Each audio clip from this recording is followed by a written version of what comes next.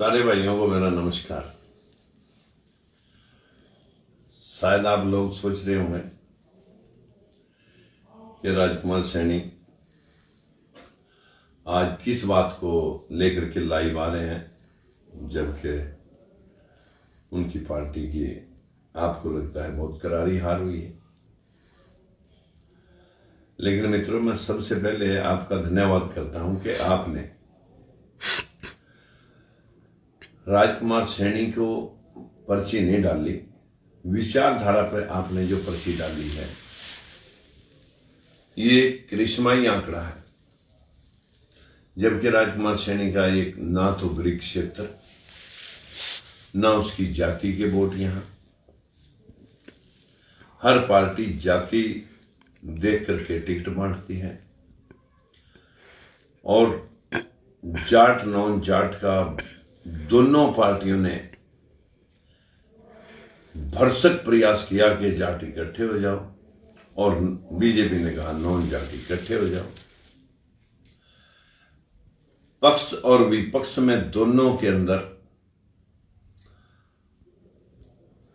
एक दूसरे को शय और मात देने का पूरा खेल, पैसे का भरपूर दुरुपयोग, मशीनरी का दुरुपयोग, अधिकारियों द्वारा बांटे गए पैसे, कलेक्शन, सिलेंडर, घी के टीन, घी के पैकेट, शराब की पेटियां और कैश बीजेपी ने इंतहा बांटा।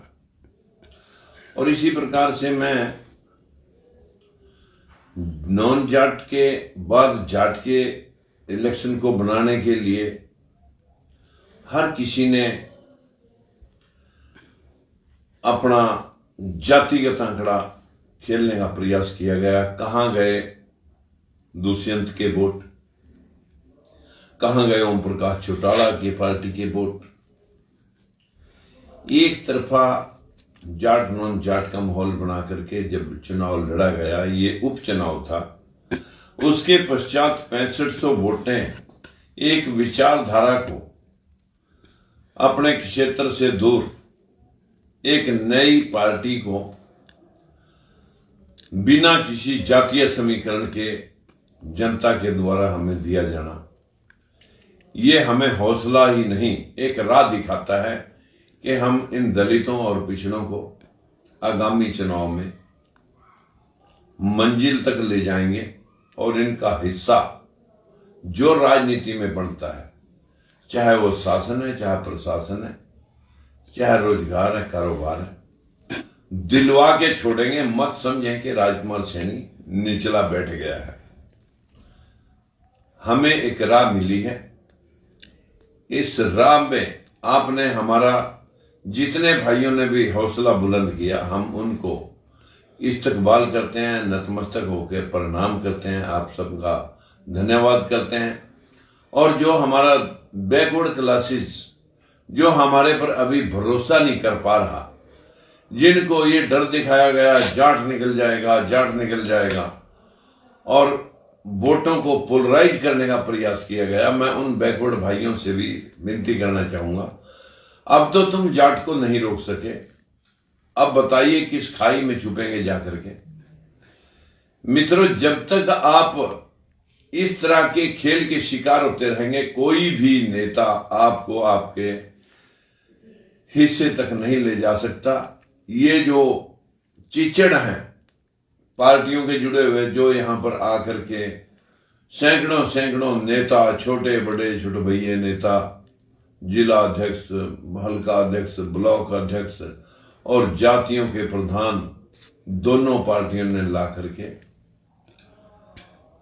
अपना वर्चस्व दिखाने का प्रयास किया। उसके पश्चात भी बहुत सारे रणबांकरों ने हमारा साथ दिया, हम उनको पुनः एक बार फिर धन्यवाद करते हैं।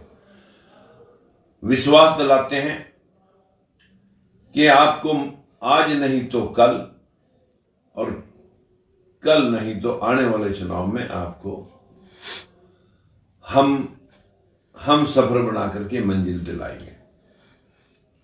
दूसरा, 3 दिन पहले मेरे पास एक फोन आता है कि प्रजापति समाज का एक व्यक्ति जाट समाज के लोगों ने मौत के घाट उतार दिया, अब आप इस पर कुछ बोल लो।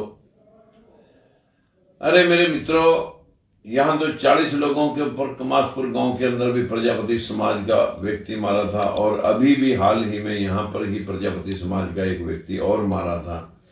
3 साल की बेटी अलीगढ़ में प्रजापति समाज के साथ इतनी दरिंदगी उसके साथ रेप करके हुई, उसको मौत के घाट उतारा।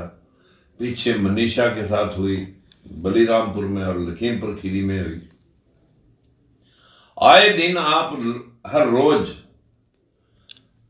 जाति और शोषण के शिकार होने के बाद भी ये समाज अगर इतना कायर रहेगा, आपको हमेशा आपके हाथ में भीख का कटोरा, पीले कार्ड, 10 किलो 5 किलो दाने और आपको बेगारी बना करके, भिखारी बना करके लोग इस्तेमाल करते रहेंगे, कब आपके बच्चों का उद्धार होगा? आपके पढ़े लिखे बच्चे इसी तरह ईंट मिट्टी पत्थर ढोते रहेंगे, लोगों के अनपढ़ बच्चे नकली डिग्रियों पर ऑफिसर लगे रहेंगे। मित्रों, हमारे देश में जितने हाई कोर्ट हैं, एक सुप्रीम कोर्ट है, एक भी जज आपका नहीं जहां से इंसाफ आपको मिल जाए। आपको इंसाफ कौन दिलाए? थाने में थानेदार तुम्हारा नहीं, तहसील में तहसीलदार तुम्हारा नहीं, बीडीओ तुम्हारा नहीं, एसडीओ तुम्हारा नहीं, एसडीएम तुम्हारा नहीं, आरटीओ तुम्हारा नहीं, डीटीओ तुम्हारा नहीं। आप लोगों को कचहरी के अंदर, अदालत के अंदर आपका इंसाफ दिलाने वाला जज तुम्हारा नहीं। आप कब तक धरने प्रदर्शन देकर के भीख मांगते रहेंगे? जबकि वोट आपके पास थे, आप वोट डाल सकते थे, लेकिन आप इसी प्रकार से जिल्लत सहने में शायद आपको नाली के कीड़े की तरह जो है ना आनंद आता है कि हमें कोई अत्याचार हमारे ऊपर करता रहे और हम न्याय की भीख मांगते रहे। मित्रों, आज ये चुनाव खत्म हो गया, इस चुनाव के बाद भी चुनाव आने हैं। हमारे सीपी सरदारों ने जो हौसला बुलंदी आज दिखाई है,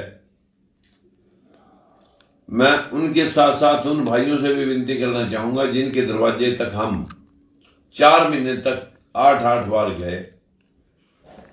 यदि आपकी आत्मा आपको तसल्ली देती हो कि हमने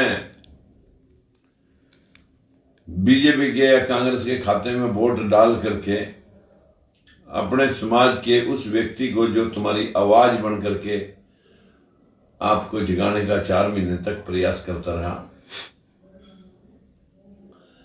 मैं फिर भी आपका धन्यवाद करता हूं। शायद वो लोग आपका धन्यवाद भी करने ना आए जिन लोगों को आपने जाट नॉन जाट के भय की वजह से वोट डाले हैं। मित्रों, मेरा आपसे आग्रह है,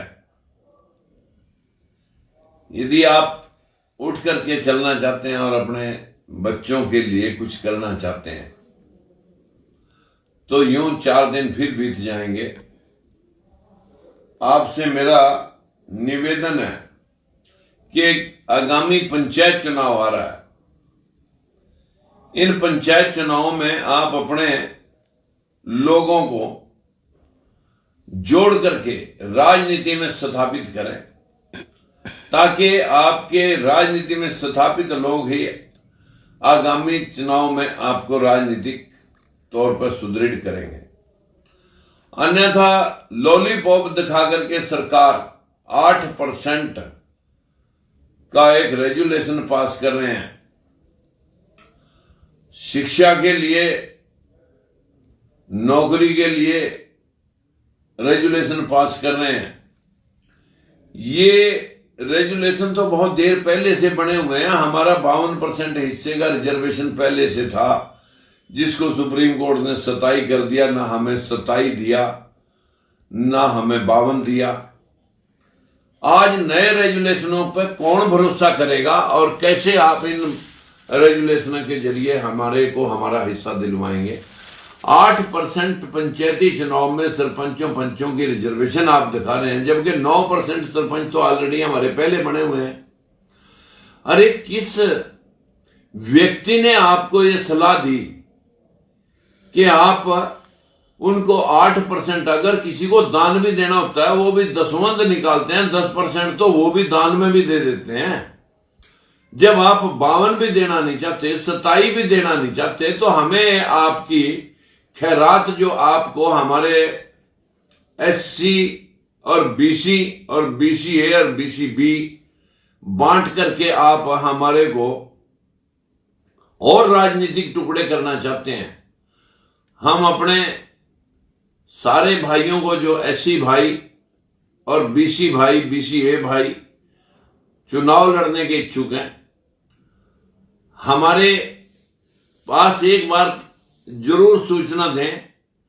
अगर हमारे बीच में से एक एक या दो दो खड़े होंगे तो हमारे लोग फिर कहीं ना कहीं मात खा जाएंगे।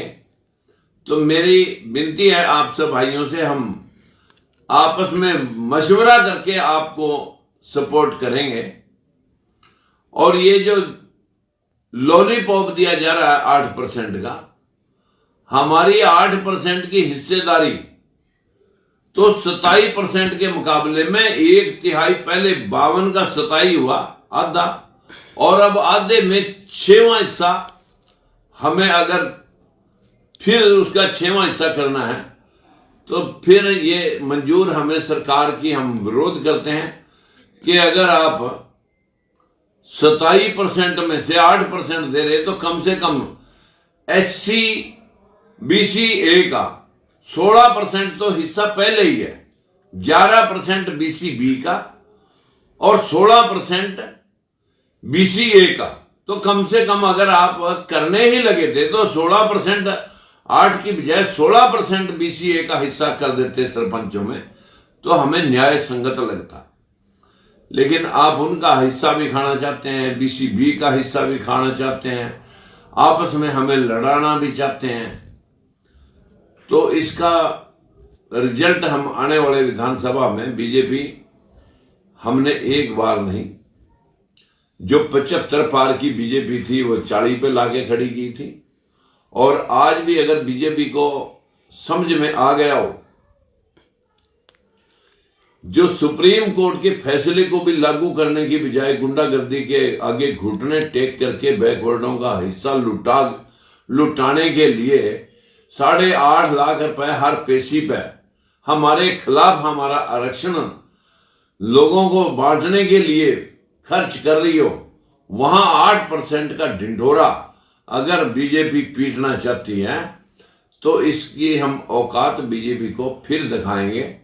2024 के चुनाव से पहले ये सरकार गिर जानी है, क्योंकि हमें मालूम है कि जिस प्रकार से शराब माफिया ने पूरे देश को जकड़ लिया है, सैकड़ों मौतें आज उन नेताओं के रहनुमाई में हो रही हैं सोनीपत के अंदर, पूरे हरियाणा प्रांत के अंदर, जो लोग शराब माफिया के तौर पर देश में जो जहरीली शराब बेचने में लगे हुए हैं, इनको जनता माफ नहीं करेगी।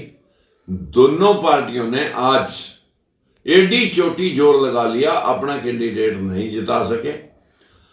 आज हमने एक नहीं 3 मुख्यमंत्रियों को धूल चटाई है, चाहे वो मनोहर लाल खट्टर है, चाहे दुष्यंत चौटाला है, चाहे ओम प्रकाश चौटाला का परिवार है। 3 मुख्यमंत्रियों को धूल आज चटाई और अब बाकी की एक को चटाएंगे 2024 से पहले। मित्रों, आप लोग पंचायती चुनाव में बढ़ चढ़ करके भाग लें, हम आपके साथ हैं। कंप्रोमाइज करके आप लोगों को इस चुनावी रण के अंदर अपनी सूझबूझ का परिचय देना है, समाज को राजनीति में स्थापित करना है, तभी आपके हिस्से सुनिश्चित हो पाएंगे जब आप पंचायती निकाय और निकाय चुनावों के अंदर मजबूत होंगे। मैं आज के लिए धन्यवाद करते हुए प्रार्थना करना चाहूंगा